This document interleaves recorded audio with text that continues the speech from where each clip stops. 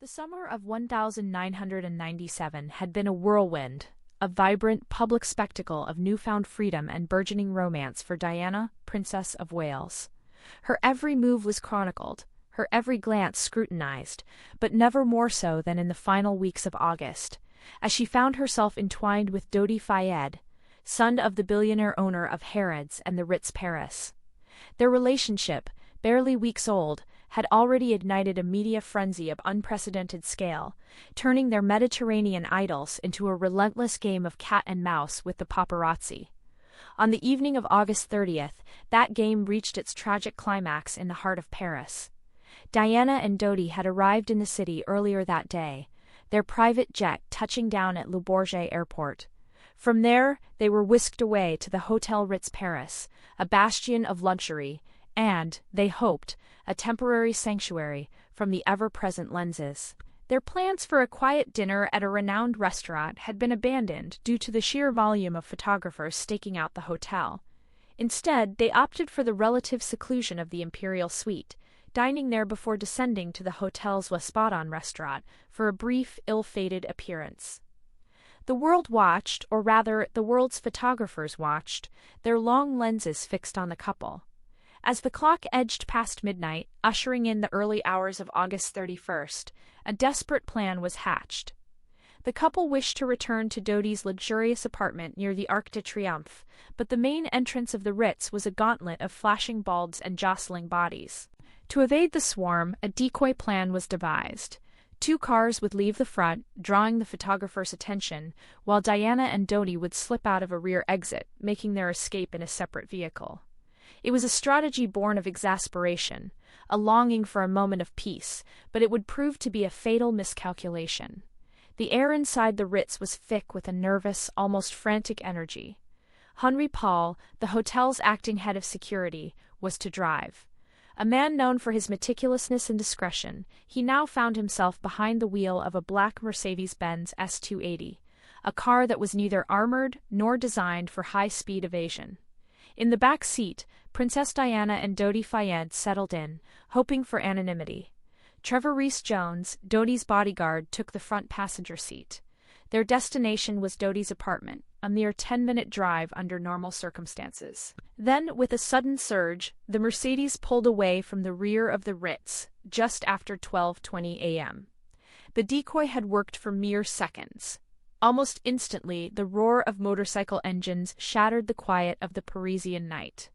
Like a pack of hounds on the scent, a handful of paparazzi, perhaps tipped off or simply more tenacious than the rest, immediately picked up the chase. The pursuit was on, a high-stakes, high-speed drama unfolding through the deserted streets of central Paris. The Mercedes, with Henri Paul at the wheel, accelerated. The initial desire for evasion quickly transformed into a desperate flight. The streetlights blurred into streaks as the car weaved through traffic, its speed climbing rapidly. The motorcycles, nimble and aggressive, clung to its tail, their riders undoubtedly anticipating the prize-winning photographs that awaited them. Diana, a woman who had spent half her life under the unrelenting glare of the public eye, was once again trapped, this time in a terrifying, accelerating cage. The route taken was familiar, yet on this night it became a path to unimaginable horror. The Mercedes sped along the right bank of the River Seine, heading west. The iconic landmarks of Paris, usually bathed in a soft, romantic glow, passed by in a blur. The tension inside the car must have been palpable, a mixture of fear, frustration, and a desperate hope to outrun their pursuers. Henri Paul, reportedly under the influence of alcohol and prescription drugs, pushed the powerful car to its limits, believing that speed was their only salvation. The vehicle approached the Pont de l'Ama tunnel, an underpass known for its challenging S-bend and poor visibility. It was a structure that had stood for decades, witnessed countless journeys, but on this night it would become an indelible monument to tragedy. The Mercedes entered the tunnel at an estimated speed of 65-70 miles per hour, far exceeding the 30 miles per hour limit. The concrete walls, usually a mundane backdrop, now seemed to rush towards them, a relentless, enclosing corridor. In a sickening, violent instant, the world inside the Mercedes ceased to exist as they knew it. The car, unable to navigate the curve at such speed, veered sharply to the left, striking the 13th pillar that separated the two carriageways of the tunnel. The impact was catastrophic, a deafening crunch of metal and glass that reverberated through the concrete structure. The Mercedes spun, ricocheted off the pillar, and then slammed into the right-hand tunnel wall before finally coming to a rest, a crumpled, unrecognizable wreck. The roar of the collision was immediately followed by a chilling, unnatural silence, broken only by the hiss of escaping fluids and the distant wail of sirens. The pursuing paparazzi, who had been mere seconds behind, arrived at the scene. Their flashes, once instruments of intrusion, now illuminated a scene of utter devastation. Some, in a horrifying display of their profession's darker side, immediately began taking photographs of the mangled vehicle and its occupants. Others, perhaps momentarily shocked into humanity, attempted to offer aid, though the extent of the damage made any immediate intervention almost impossible. Within minutes, the tunnel was a chaotic tableau of twisted metal, shattered glass, and the dazed, horrified faces of early witnesses. Emergency services were quickly on the scene. Firefighters and paramedics worked with grim urgency to extract the victims from the wreckage. Henri Paul and Dodi Fayed were pronounced dead at the scene. Trevor Rees-Jones, the bodyguard, was critically injured, but miraculously alive, trapped amidst the mangled steel. Princess Diana, still alive but gravely wounded, lay slumped in the back seat, her breathing shallow, her life ebbing away. The race against time began. Diana was carefully extricated from the wreckage, a process that took over an hour due to her critical condition and the severity of her injuries. She was then rushed by ambulance to the Pont hospital. The journey itself was slow, careful, a desperate attempt to stabilize her as the vehicle navigated the Parisian streets. At the hospital, a team of surgeons, anesthesiologists, and cardiologists fought valiantly for over 2 hours to save her.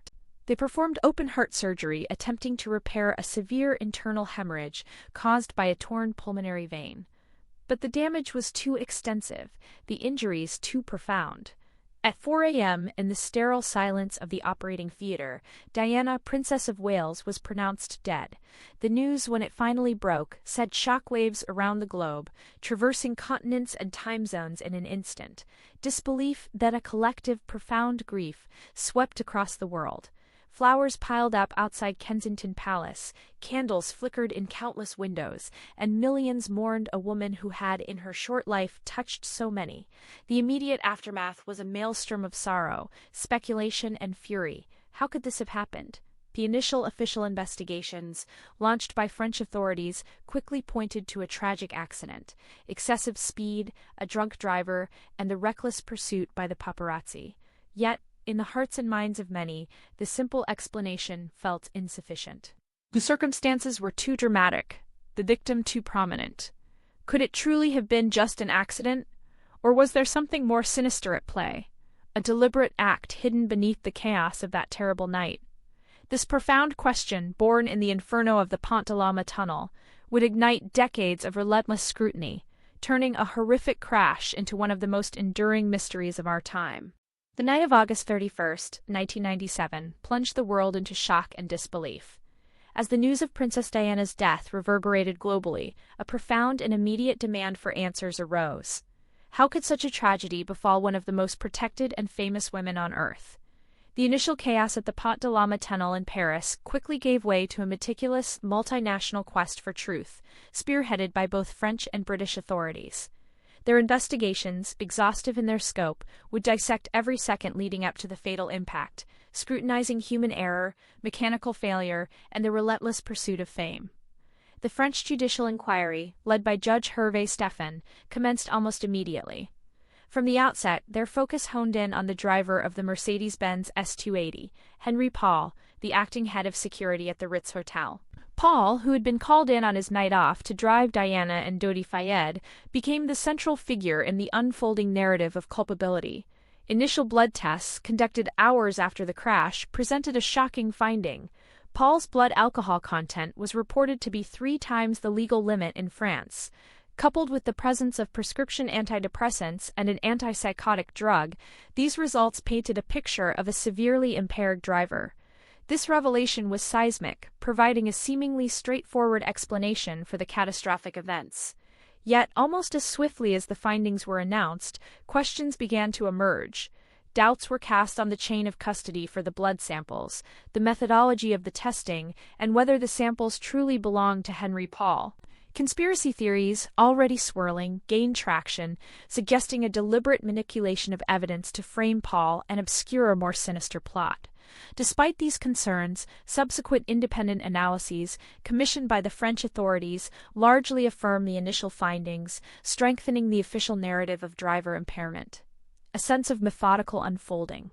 Beyond Henri Paul's alleged intoxication, the French inquiry meticulously reconstructed the final moments of the journey. Evidence pointed to the Mercedes traveling at an excessive speed, estimated to be between 105 and 115 kilometers per hour, 65-71 miles per hour, as it entered the Pont along a tunnel, a section of road with a posted speed limit of 50 kilometers per hour, 31 miles per hour. This speed, coupled with Paul's alleged impaired state, was deemed a critical factor in his loss of control. The car, a powerful vehicle, had collided with the 13th pillar of the tunnel, a concrete support structure, before ricocheting into the tunnel wall. The sheer force of the impact was devastating, instantly killing Henri Paul and Dodi Fayed, and mortally wounding Diana and her bodyguard, Trevor Rees-Jones, the sole survivor. The role of the paparazzi was another central pillar of the French investigation. 9 photographers and a press motorcyclist were initially taken into custody, suspected of manslaughter, and failing to assist a person in danger. Witnesses reported a chaotic scene with photographers swarming the wrecked vehicle, their flashbulbs illuminating the horror. The question was whether their aggressive pursuit had directly contributed to Henri Paul's decision to accelerate, or whether their actions after the crash constituted a criminal failure to render aid. Ultimately, after years of legal wrangling, the French courts concluded that while the paparazzi's presence was undeniable and their conduct morally reprehensible, there was insufficient evidence to prove their direct causation of the crash or their criminal negligence in its immediate aftermath.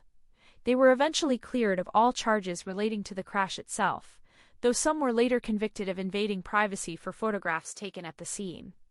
A shift to broader implications and a new phase of investigation. Despite the conclusions of the French inquiry, which officially attributed the crash to Paul's impaired driving and excessive speed, the persistent and vocal claims of Dodi Fayed's father, Mohammed Al-Fayed, fuel the continuing demand for answers. Al-Fayed maintained that the deaths were no accident, but an assassination orchestrated by the British establishment, specifically MI6, to prevent Diana from marrying Dodi, a Muslim, and potentially bearing his child. These allegations, amplified by global media, necessitated a re-examination of the evidence by British authorities. In 2004, prompted by Al-Fayed's unrelenting pressure and the need to address lingering public doubts, the Metropolitan Police launched Operation Paget, an exhaustive 3-year investigation led by former Commissioner Lord John Stevens. This was not merely a review. It was a comprehensive re-investigation, costing millions of pounds and involving hundreds of officers. Its mandate was to thoroughly examine every conspiracy theory, every piece of evidence, and every witness statement, leaving no stone unturned. A meticulous, almost forensic examination. Operation Paget meticulously re-examined the forensic evidence from the French inquiry. Independent experts were commissioned to scrutinize the blood samples attributed to Henri Paul. Using advanced DNA profiling techniques, they conclusively confirmed that the blood was indeed his. Furthermore, the analysis of his hair samples provided additional evidence of chronic alcohol consumption, supporting the findings of intoxication. Lord Stevens' report, published in December 2006, firmly rejected any notion of sample substitution or manipulation, corroborating the French findings that Henri Paul was significantly impaired by alcohol and prescription drugs at the time of the crash. The inquiry also delved into the myriad of other conspiracy theories. The alleged flash of light said to have blinded Henri Paul just before the crash was investigated. Witnesses who claimed to have seen such a flash were interviewed, and the technical feasibility of such an event causing the crash was assessed. While some witnesses recalled seeing a bright light, the investigation concluded there was no reliable evidence to suggest a flash was deliberately aimed at the Mercedes, or that it caused Paul to lose control. It was more likely attributed to the camera flashes of the paparazzi or a reflection. addressing the core assassination claims directly. The most potent and persistent claims of assassination centered around the British intelligence services. Operation Paget meticulously investigated Al-Fayed's allegations of MI6 involvement, examining records, interviewing former and current agents, and scrutinizing Diana's own fears and premonitions. Diana had famously written a note in 1995, expressing her belief that she would be killed in a car crash, possibly through brake tampering, to clear the way for Prince Charles to marry another woman. This note, a chilling piece of evidence, was thoroughly analyzed. Lord Stevens concluded that while Diana clearly harbored fears about her safety and her position within the royal family, there was no credible evidence to suggest that the security services or anyone else were involved in her death. The Ring of Steel theory, suggesting the Mercedes was deliberately targeted by other vehicles, was also dismissed. The investigation found no evidence of any other vehicle making contact with the Mercedes before the impact with the pillar, nor any evidence of a deliberate attempt to force it off the road. Operation Paget ultimately concluded, like its French predecessor, that the crash was a tragic accident caused by Henri Paul's impaired driving, excessive speed, and the aggressive pursuit by the paparazzi. The final, decisive legal process. The culmination of these investigations came in the form of a long-delayed inquest in London, presided over by Lord Justice Scott Baker, which began in October 2007 and lasted for 6 months. This inquest was a unique and exhaustive legal process, designed to determine how Diana and Dodi came to their deaths, allowing the jury to hear all the evidence, including the theories of assassination. For the first time, all the testimony, forensic analysis, and photographic evidence were presented in open court. The jury heard from over 250 witnesses, including members of the royal family, intelligence officers, and the paparazzi present that night. The inquest meticulously revisited the evidence of Henri Paul's intoxication, the speed of the Mercedes, and the actions of the pursuing photographers. It explored the condition of the vehicle, the safety features, and the medical response to the crash. Mohammed Al-Fayed continued to present his assassination claims, but these were systematically dismantled through detailed evidence and cross-examination. On April 7, 2008, after deliberating for 4 days, the jury returned its verdict. They concluded that Princess Diana and Dodi Fayed were unlawfully killed. The verdict explicitly attributed the unlawful killing to the grossly negligent driving of the Mercedes by Henri Paul and the grossly negligent driving of the following vehicles by the paparazzi.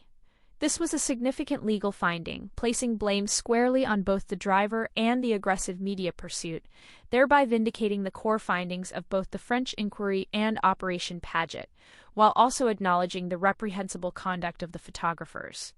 The official inquiries, spanning over a decade and involving immense resources, ultimately converged on a consistent narrative, a tragic combination of human error and media harassment. Yet, for many, the shadow of doubt persists.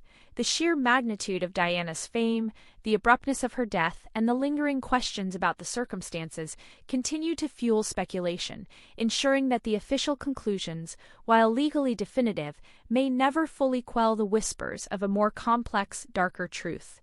The truth, as presented by the authorities, spoke of an accident, but the narrative of Diana's death remains, for many, an enduring mystery. The official pronouncements came swiftly, a chorus of authorities seeking to close the chapter on a tragedy that had rocked the world. On August 31, 1997, in the heart of Paris, Princess Diana, Dodi Fayed, and their driver Henri Paul met their end in a devastating car crash within the Pont de Lama tunnel. French investigators, after a meticulous 2-year inquiry, concluded in 1999 that Paul, driving at excessive speed under the influence of alcohol and antidepressants, was solely responsible. A subsequent British inquest, spanning 6 months and concluding in April 2008, echoed this verdict, citing unlawful killing due to the gross negligence of Henri Paul and the pursuing paparazzi. Yet for millions around the globe, these official findings, however exhaustive, failed to extinguish the embers of doubt. A profound unease lingered, fueled by a collective grief that seemed to resist the simple logic of accident. The circumstances surrounding Diana's final moments, the very fabric of the narrative presented, seemed to unravel under the weight of persistent questions, giving rise to an alternative, far more sinister explanation, not an accident, but an assassination. The public's deep-seated affection for Diana, coupled with a growing skepticism towards institutional power, created fertile ground for conspiracy theories to take root. It was against this backdrop that Mohammed Al-Fayed, Dodi's distraught father and owner of Harrods, emerged as the most vocal and unyielding proponent of this darker vision. From the moment of the tragedy, Al-Fayed refused to accept the official line, transforming his grief into a relentless campaign for what he insisted was the truth. His accusations were not merely whispers of suspicion. They were thunderous pronouncements, aimed directly at the heart of the British establishment. He alleged, with unwavering conviction, that Diana and Dodi had been murdered, victims of a carefully orchestrated plot by MI6, acting under the direct orders of the royal family. The motive, he claimed, was chillingly clear: to prevent Diana, the mother of a future king, from marrying Dodi, an Egyptian Muslim, and potentially bearing his child. Such a union, Al-Fayed asserted, was deemed intolerable by a deeply conservative establishment, an affront to the purity of the monarchy, and a threat to the line of succession. Al-Fayed's claims painted a picture of a sophisticated operation, meticulously planned and executed by state agents. He argued that the British intelligence services, specifically MI6, had been monitoring Diana for years, and that her burgeoning relationship with Dodi Fayed, which had blossomed during their summer holiday in July and August of 1997, had triggered the highest levels of concern. The idea of Diana, a global icon, marrying outside the Church of England and potentially having a Muslim child was, in Al-Fayed's view, anathema to the royal family and its advisors. He suggested that the accident in the Pont tunnel was not a tragic mishap, but a precision strike designed to look like a drunken driver's error, while meticulously eliminating both Diana and Dodi and silencing any future challenges to the Windsor dynasty. This narrative, though sensational, resonated with a public already primed to believe that power often operates in the shallows, beyond the reach of conventional justice. Among the most enduring and enigmatic pieces of the conspiracy puzzle was the phantom white Fiat Uno. Witnesses at the scene, including one driving just ahead of the Mercedes, reported seeing a small white car, possibly a Fiat Uno, swerving erratically just before the crash. Some even spoke of a bright flash of light emanating from this vehicle, suggesting a deliberate attempt to blind Henri Paul. Crucially, fragments of white paint were found on the Mercedes, consistent with a collision involving another vehicle that night. Yet, despite extensive efforts, French investigators never definitively identified this car or its driver. This glaring omission became a cornerstone of the conspiracy theories. How could a crucial piece of evidence, potentially involving a second vehicle that may have clipped the Mercedes, simply vanish? It defied logic for many, fueling suspicions of a deliberate cover-up. The mystery deepened when a French photographer, James Anderson, who owned a white Fiat Uno, became a person of interest. He was known to have been in Paris that night, and his car was reportedly repainted a few days after the crash. Anderson himself died in a mysterious car fire in 2000, a death later ruled a suicide, but which, for conspiracy theorists, only added another layer of intrigue and suspicion to the already complex narrative. The disappearance of the Fiat Uno, or more accurately, the failure to conclusively identify and interrogate its occupants, became a potent symbol of an incomplete, perhaps deliberately curtailed, investigation. Another critical point of contention revolved around the lack of seatbelt use. Both Diana and Dodi were not wearing their seatbelts at the time of the crash. This was particularly puzzling for Diana, who was known to be fastidious about safety and regularly buckled up. The Mercedes S280 was a robust vehicle, designed for high-speed protection, and experts widely agreed that had the occupants been restrained, their chances of survival would have been significantly higher. Why then were they not wearing them? Conspiracy theorists posited that this was no mere oversight.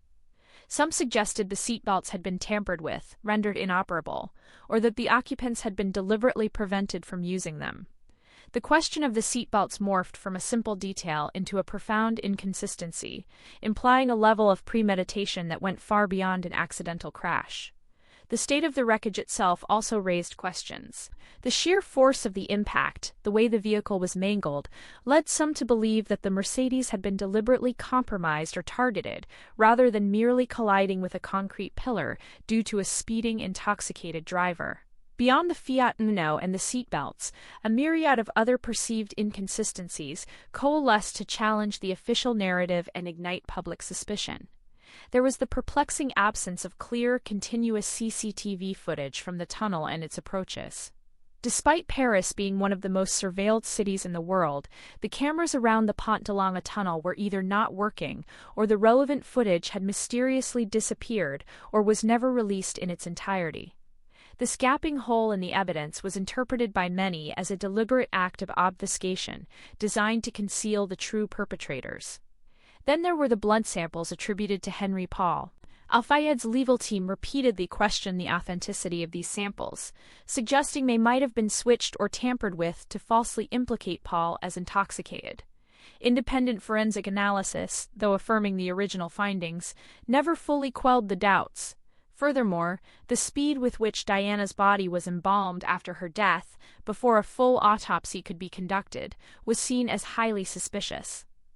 Al-Fayed claimed this was a deliberate act to conceal evidence, particularly a potential pregnancy, which he believed was the ultimate motivation for the alleged assassination.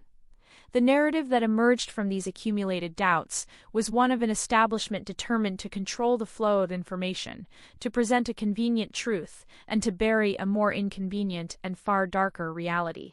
The sheer weight of these perceived inconsistencies, amplified by Al-Fayed's relentless advocacy and a public yearning for answers, ensured that the official verdicts, both French and British, could never truly put the matter to rest.